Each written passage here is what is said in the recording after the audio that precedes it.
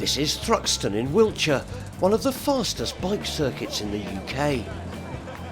Today it's going to be playing host to the latest round of the British Superbike Championship. These bikes regularly hit speeds of over 200 miles an hour. Our British Superbikes must be one of the most hotly contested series, and that's why it's so incredible to watch. But what is it like to actually be a member of a BSB team? I've been invited to join the Lloyds British GBmoto team. With my help, their legendary rider Chris the Stalker Walker will once again be stepping onto the podium. Well, I got my shirt. Let's do some work, eh? Chris and his teammate James Ellison both ride Kawasaki ZX-10Rs. Mechanics Chunty and Darren have got an important job for me. What will you do with that then? When this comes back, I want it to be immaculate, brand new. Hold on, with my skills and experience, I was expecting something a bit more challenging. I guess we all think that it's seriously glamorous, don't we, eh? Being in a race team, but actually you end up just polishing Chris Walker's belly pan, huh? This muck is no match for my newfound polishing skills. Is that the best you can do? And if you're happy with it, then it's not. Oh, I'll just do a little bit more. Where's Mr. Sheen gone? The best thing though about spending time in the pit lane is that I've just spotted something else that I'd like to polish off. In Formula One, right, they cover over everything in case someone sees something. Here, man, the thing they're really worried about is the sweet drawer. Look, that is what they call in the trade a stash, huh? You haven't showed him the sweet drawer. Yeah, he has. Yeah. So I'm sorry, mate. That's the secret. Okay. You can only do so much polishing, so I've sneaked off to meet the team's top dog, Mark Halverson-Smith. Okay, so that's the pit garage, and this is the truck where Mark predominantly lives. This is your executive suite, is it? Yeah. I mean, okay, this is all right, mate. Or is this faux leather? Feels quite nice, actually. It doesn't sweat much. It doesn't sweat much. But you do, man. I bet you try to put it all together. Yeah. We like it to look good, so it's glossy on the outside. You know, the bikes look good, the branding looks good, but the real thing is it's about racing motorcycles. Yeah. The best feeling is being down in Parc Fermé when you've got a first, second or third and looking up your lads on the podium. That's what it's all about. Of course, no big race meeting would be complete without a sprinkling of glamour. For Team Lloyds GB today, it comes courtesy of Steph. So do you go to all the meetings? Yeah, I've been everywhere. Yeah. Came from Leeds this morning. Well, last night.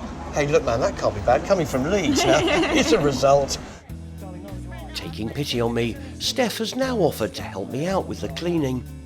Steph, you're doing a tremendously good job there, darling. Put on the visor. Yeah, you keep doing that. I've just got to go and take a call over there. That's all right. Thanks, Steph. You carry on, love. All right, she's very good. Well, look at our speaker. While Steph gives it a final rub down, I'm off to stalk the stalker. I guess you're feeling a lot more confident now you know that I'm in your team today. Just tell me about, okay, typical race day today. There is a whole routine to that race day. Can you just briefly talk me through it?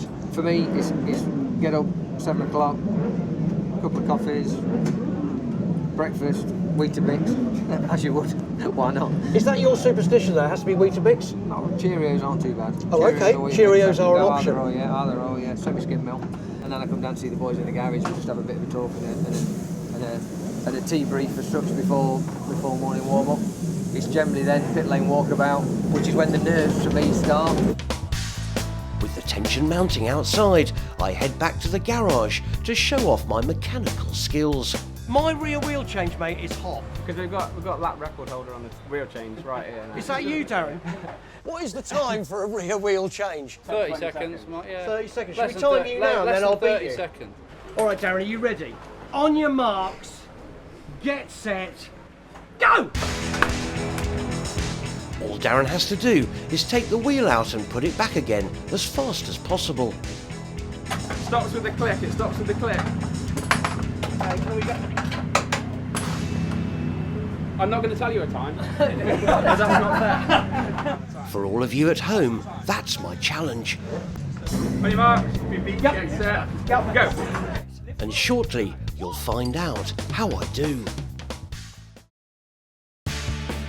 Welcome back to Thruxton for a round of the British Superbike Championship. I've joined Chris Walker's team to find out what it takes to get on the podium. But I've got a personal time to beat too. Darren the mechanic can change a rear wheel in less than 30 seconds. But now I'm going to show him how it's really done. What's this?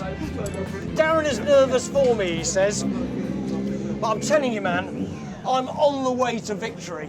On your mark, get set, go. Is that right, like that? That's it, I'm turning. You're ready, now you're ready. Can I pull it? Pull it I out. can't extract. Lift the wheel and pull it out. What? Hang on. Whoa. You got to turn that right. Thanks, Darren. Okay, it's only 30 minutes till pit lane. Hang on. I've got the chain on. It's in. On your speed brake now. I'm speeding. On the torque wrench, That's a click, isn't it? click, okay. Stop the clock! Before us. Look on first. Pretty close actually. Yeah. It was pretty close. Yeah, well, There it was would be. a couple of tenths in it. Darren, unfortunately, you're going to be the... 1 minute 48. That's just 6 times slower than Darren. Well done, mate. Better luck next time. Honestly, man, just look and learn and it'll be fine. You look good. Really? After my abject failure on the wheel change, I've turned to Chris to find out the secrets of his success. I know you're very superstitious. What do you actually do on the run-up to a race? Lucky pants, lucky socks. Have a drink, have a bit of chocolate, get a squeeze off Rosie, my little girl, get a kiss off her, and then me and Rachel jump on the scooter and come to the garage, and that's it. Hey, mate, look, just give us a hug, man. You're a gladiator, mate. You know, and good luck with it, all right? Yeah. Yeah? You do realise if we win, you've got to come back and hug me every race for the rest of the year. Mate, I'll be here. If you win, I'll be at every race, I promise you. You know it. Hey? All right, Chris is going to get prepared, and then the battle will begin. Back in the pit, they're gearing up for the first race. If you don't want to carry any excess weight, it's critical to put in just the right amount of fuel. What's the sponge there for? That's to stop the fuel coming out of the tank if we crash. Okay, so the fuel has been measured out, obviously, meticulously. You lift it up ever so slightly so the air can get in. Oh, okay. Hey, look, I may have fun larking around, but now it's serious business. Or it feels that way anyway. With only half an hour to go before the first race, even super cool Chunty is feeling the tension. You just want everything to be right. You know, I want everyone to be safe. But it's been such a big build-up, trying to go so hard all weekend, and it's down to this bit. You get nervous of what you've done, and you don't want to let the team down more than anything. Sure. Chris's wife Rachel is an expert in keeping a lid on her emotions. I think as a wife or girlfriend, you need to be there. You need to understand that that's what they do. That's what they're really good at, obviously, and that's what they love. They need your support, good times, bad times, whatever. Rachel's not just a rock to Chris, she's got her own rituals to perform. I'm putting on his gloves to bed them in, because obviously every time he wears them they get a bit sweaty and hot, and then you dry them and they go a bit crusty. Right, so I thought there'd be new gloves every time, but again, superstition no, prevails. not with Chris. He loves old stuff. Luckily, I'm not getting as close as you will as regards to smell. No, I look a bit rough from distance. Well, that's without the pants and socks that he's worn all weekend. Oh, I don't want to know that. There are 2 races today, and the first is about to begin. I've got a treat to come, something I've never done before. Tell you what, I've watched motorcycle racing since I was a kid, and I've never actually been on a grid before. The whole air of nerves, and anticipation when you're right down here is quite an incredible experience. After 10 minutes of backslapping, glad-handing and finger-crossing, the corporate sponsors, TV crews and glamour girls clear the stage for the real action of the day. 27 riders going all out for glory.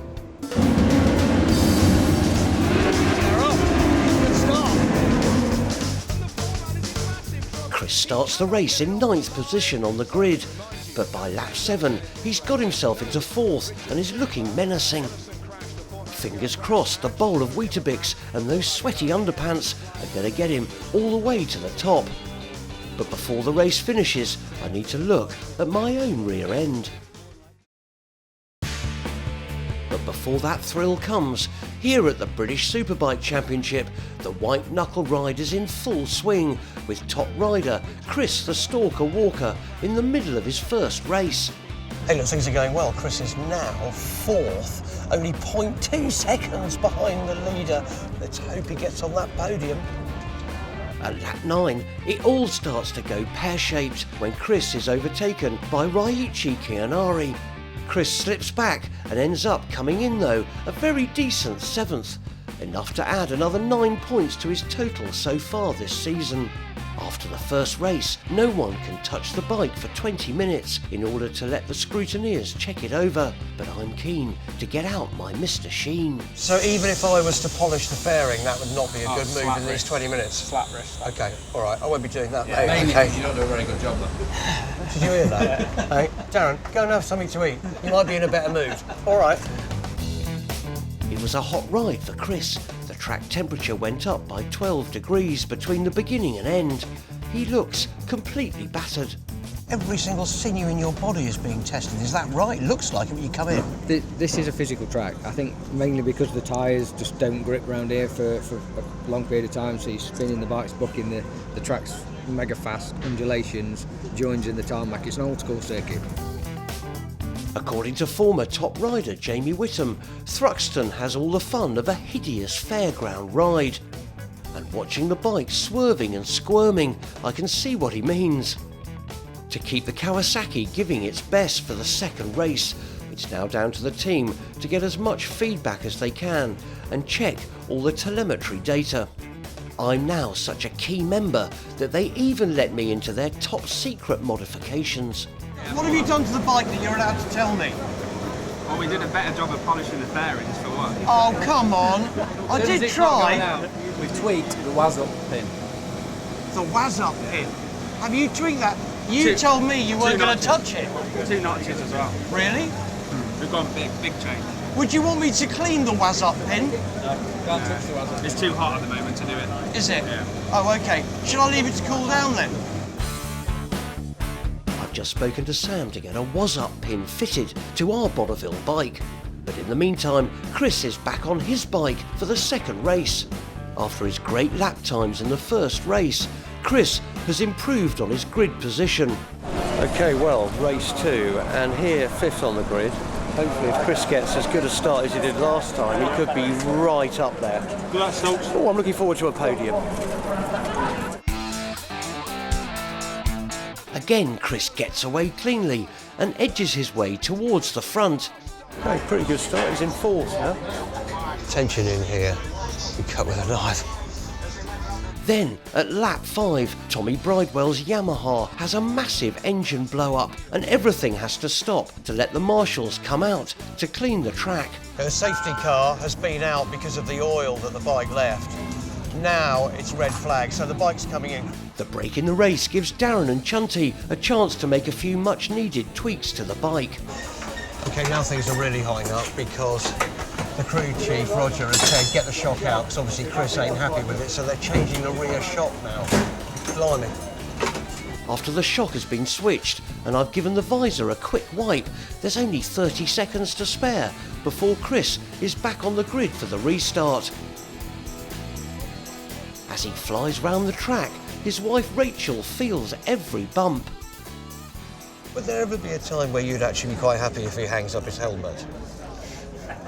No, because then I've got to occupy him on a weekend. 4 laps after the restart, Chris has moved up to 2nd place and they got me polishing the champagne glasses. Chris doesn't manage to stay so high, but does come in a very respectable 5th position. So no podium today, but Mark still seems pleased. How was that? That was great. Faster laps than the first race. Better finish from the first race. More points for the championship. and also a faster race time from him. So whatever the boys did has worked. Thanks for letting me come along and clean Listen, things. I, Yeah, I really I'd have to appreciate say it. that your performance has averaged up ours. It's been a great day, a real insight into how a superbike team works. But before I go, Darren and Chunty have got just one last job for me. What's the important job? Got an hour now. Well, what we need is Yep. quite big actually. Okay. It's, All right. Do you want me to hold that for a second? Okay, Okay, just hold that a second and just push it around here for a bit if you can. I thought you were going to give me a spanner.